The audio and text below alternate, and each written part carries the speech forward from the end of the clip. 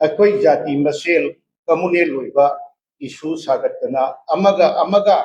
नुसिनदबा अमगा नुवाइनदबा अदगी मिहात मिपुल अतई चादबा याम मौं मरिल तादबा situation लमा लाहलबुंसी अखोई यामना तंगदु लेताबा अदुगा यामना निंचीना असगी अमगा mutual understanding लेनदना असगी शांति पुरपा शांति हाइबा असगी कनो से कोलाव से कोई पुनः लमिना मणिपुर से अफबा माइगे मदा पुरपा मणिपुर प्रदेश कांग्रेस कमिटी ना इमाल तवी मणिपुर प्रदेश कांग्रेस कमिटी ना पामदे इनाव थंबीखिबा हारिबा श्री शेषम अब्दुल कदीर पाविदेक मयाई लेकाइदगी महाकसे मरोल थोपे अदुगा मेंटली डिसऑर्डर ने असिगुम्बा निपा से तांग तरादगी मांगख्रगा ngasi ayuk ngasi tang tara taret aduga julgi tang tara taret ngasi gi pung mari angal bayukta hariba mi si na phange an sigumba yamna tamchiba mihat asigi damakta Manipur Pradesh Congress Committee na strongly condemn tawi aduga enda ba phongpoi lonana imung manung ये अवाबदा कोइना मणिपुर प्रदेश Congress committee ने sir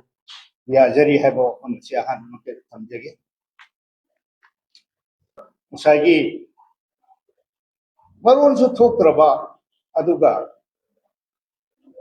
मियोई बगी ग्याल लोक्सिंग याउत्रब मी अमसे करमाइना महाको सागी हातनो हाइबसिनी Manipur home department से totally lapse were have se sin kudam mani mahaku mang khibaga asagi missing report tawrangani tawribani adubu asagi home department na asagi proper action lawdabadigi ngasi asigumlaba numit tariyat ni chupna hariba asiguma miwe se khangdadana leibani aduna asi punamakche asagi Manipur Pradesh Congress Committee na pen dawa nuai taba amadi mung manunggi awabada saruk yajaba loina na Manipur Home Department ka aikoi na thamjaribadi asugumba thabak ase matung amon tobiganu matung amon tawhinganu sugumba thabak che mamang su garak thokre aduga kairak hana muk